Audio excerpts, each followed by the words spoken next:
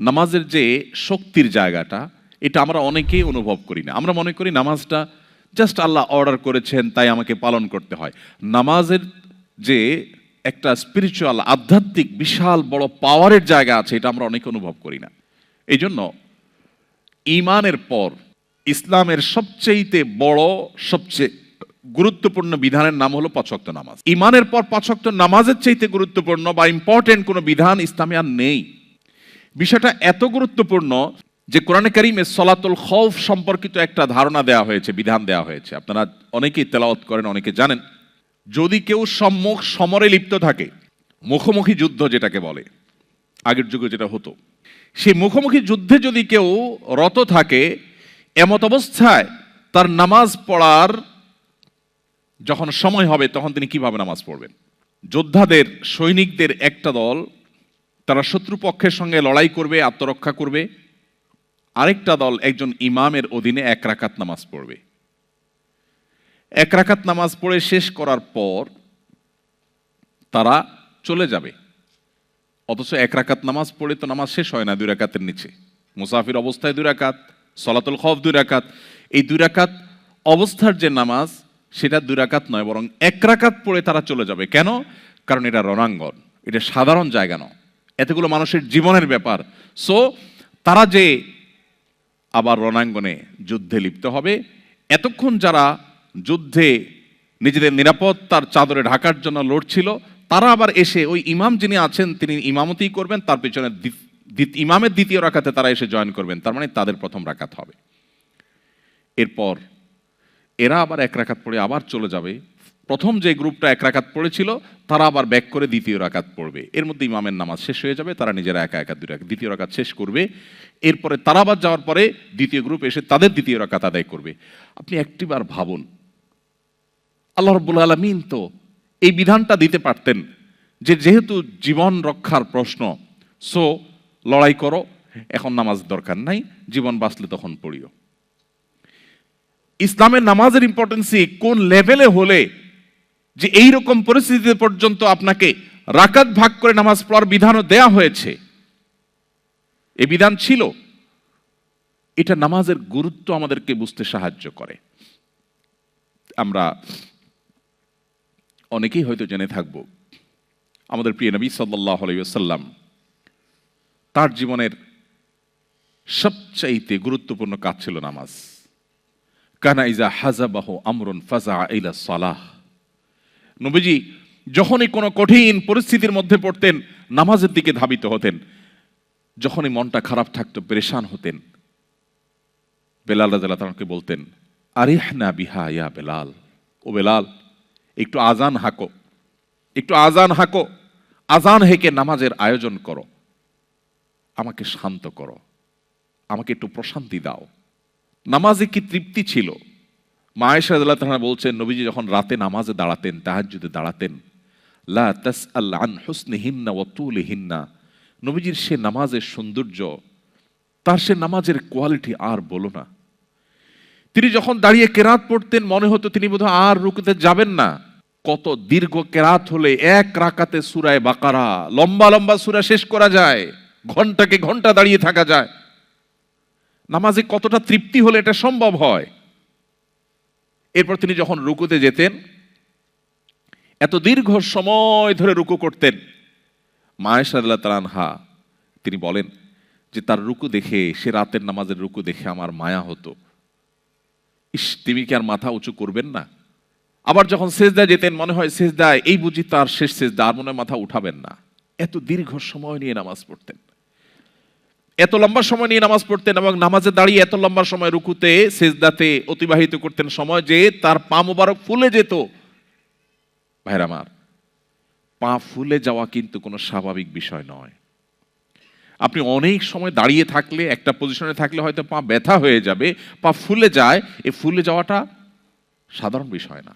কি পরিমাণ প্রেশার নিলে পা ফুলে যেত। নবী করিম সাল্লাল্লাহু আলাইহি সাল্লাম নামাজে সে তৃপ্তি পেয়েছেন। আজ দুর্ভাগ্য আমাদের কাছে নামাজটা জাস্ট বোঝা। নামাজটা জাস্ট, আমরা নামাজের সময় আসলে আমরা মুক্ত হওয়ার চেষ্টা করি, মানে নামাজটা পড়লাম, ঝামেলা শেষ হয়ে গেল। অথচ এটা আল্লাহর সাথে কানেক্টেড হওয়ার সুযোগ আমার।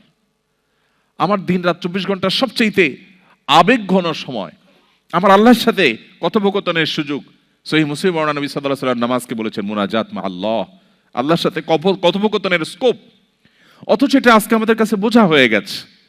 এই নামাজ, এটাকে যদি কোয়ালিটির সাথে আদায় করতে পারি, খুব ধীরস্থিরতার সাথে, লম্বা সময় নিয়ে, মনোযোগ সহকারে নামাজে কি বলছি সেগুলোর অর্থ বুঝে বুঝে আল্লাহর সাথে আমি যদি কনভারসেশনে, কথোপকথনে আমি রত হয়ে যাই, ডুবে যাই, তাহলে আমার মাল্টিকালচারাল সোসাইটিতে আমার ঈমান, আমার ইসলামের এই পরিচয়কে ধারণ করতে অনেক বেশি হেল্পফুল হবে। নামাজ অনেক বেশি হেল্প করবে।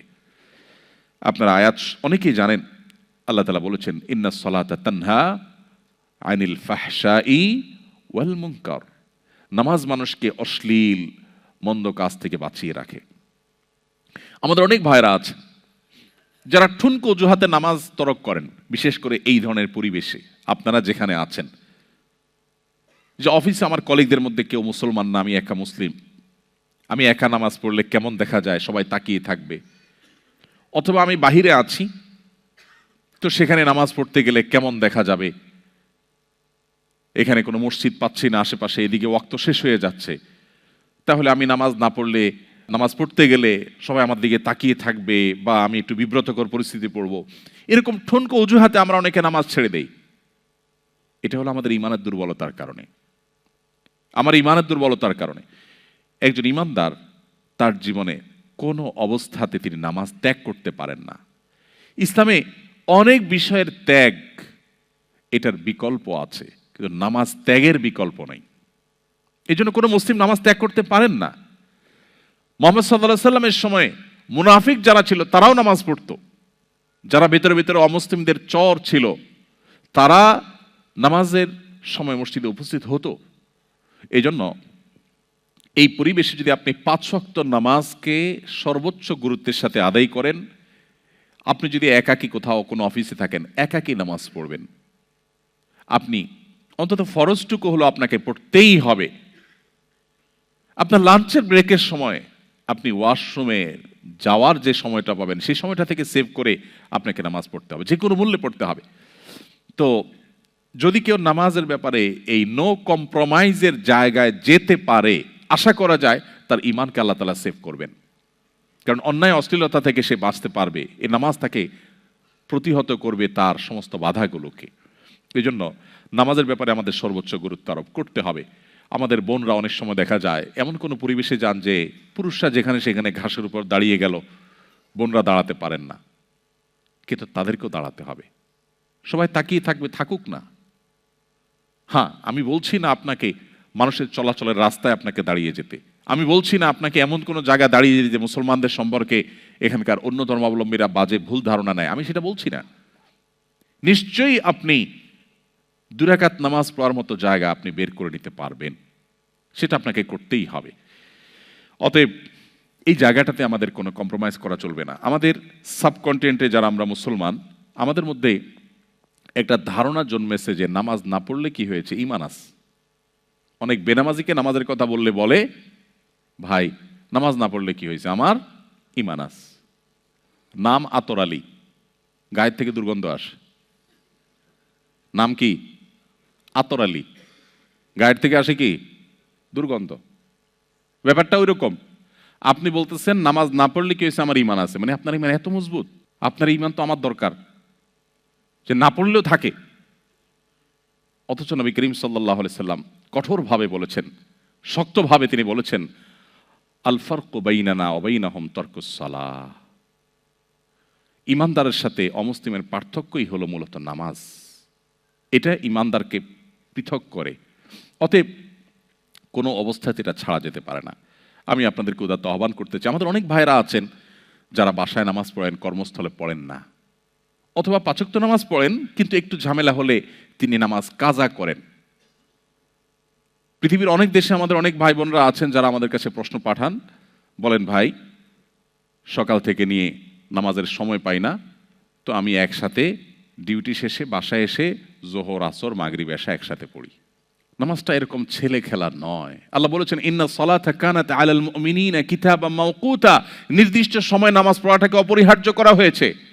আপনার যদি এমন কোনো জব, এমন কোনো চাকরি করতে হয় যে চাকরি করতে গিয়ে আপনি নামাজ পড়তে পারবেন না, তো সেই চাকরি আপনি করবেন কিনা তার আগে সিদ্ধান্ত আপনাকে নিতে হবে আপনার ঈমানের আলোকে। আপনাকে যদি আমি অফার করি যে আপনি একটি জব আপনার সামনে আছে, আপনি একটা চাকরি করবেন, সেখানে আপনি ডিউটি চলাকালীন সময়ে শুধু নিঃশ্বাসটা বন্ধ করে রাখতে হবে, স্যালারি পাবেন আপনি 1 বিলিয়ন, কেউ করবে এই চাকরি? কারণ স্যালারি তো পরের কথা, প্রথম দিনের কয়েক সেকেন্ডের পরেই তো আমি মারা যাব। তো 1 বিলিয়ন যদি আমি পাইও, এটাতে আমি কি করব? ইমানদারের কাছে নামাজটা সেরকম। আমার নামাজ যদি পড়াই না যায়, আমার ইমানে যদি না থাকে, তো আমি এই চাকরি দিয়ে কি করব? ভাইরা আমার, ওই যে আমি শুরুতে বলছিলাম নবী সাল্লাল্লাহু আলাইহি ওয়াসাল্লাম যে ফিতনার কথা বলেছেন না, কিয়ামতের আগে বহুবিধ ধোঁয়াশা আসবে। ফিতনা মানে ধোঁয়াশা, বিভ্রান্তি, চকচকে লাইফ, কালারফুল জীবন, এটার হাতছানি আমাদেরকে ডাকে। আমাদের মনে হয় এটা পেয়ে গেলে, আমি পিআর পেলে, পাসপোর্ট পেলে, অমুক জায়গায় যেতে পারলে, তমুক ক্যারিয়ারে উঠতে পারলে, অমুক জায়গায় পৌঁছতে পারলে বোধহয় আমি সুখ শান্তি পেয়ে যাব। সেটা পাওয়ার পরে আমাদের মনে হয় না, তেমন কোনো পরিবর্তন হয়নি। এগুলা নিছকই মরিচিকার মতো, মানুষকে পাগলের মতো, পঙ্গপালের মতো ডাকতে থাকে, টানতে থাকে। ছাত্র জীবনে মনে হয় ভালো রেজাল্ট করলে বোধহয় আমি সাকসেস হয়ে যাব। অনেক কষ্ট করে রেজাল্ট করার পর দেখা যায় অনেকে সাকসেস হতে পারেন নাই। এরপর মনে হয় ঘুষ দিয়ে হোক, চুরি করে হোক, দুর্নীতি করে হোক, 2 নম্বরই করে হোক, একটা চাকরি পেলে বোধহয় আমি সোনার হরিণ পেয়ে যাব। হয়তো চাকরি পেয়েও যায়, কিন্তু সুখ হয়তো তার আর ধরা দেয় না। এভাবে বিভিন্ন পার্থিব লোভ লালসার মোহনীয় হাতছানি আমাদেরকে ডাকে। নবী সাল্লাল্লাহু আলাইহি ওয়াসাল্লাম সেই কথা ইঙ্গিত করেছেন, ফিতনা সমূহের মধ্য থেকে এগুলো এক রকমের ফিতনা, যে লাল নীল লাইফ, রঙিন জীবন, কালারফুল লাইফ, এটার লোভে আমরা পাগলের মতো ছুটতে থাকি, নামাজ পড়ি না, নামাজকে কম্প্রোমাইজ করি আমার জব ঠিক রাখতে গিয়ে। এটা কোনো মুসলিমের কাজ না। এই কাজ করলে সে মাল্টিকালচারাল সোসাইটিকে আজ হোক আর 2 দিন পরে সে হারিয়ে যেতে বাধ্য। সে অতল গভীরে হারিয়ে যাবে, এই ফিতনার অন্ধকারে সে ডুবে যাবে। নিজেকে সেভ করার জন্য নামাজটাকে নো কম্প্রোমাইজের লেভেলে রাখার কোনো বিকল্প নাই। আল্লাহ আমাদের সবাইকে 5 ওয়াক্ত নামাজকে সর্বোচ্চ গুরুত্বের সাথে আদায় করার তৌফিক দান করুন।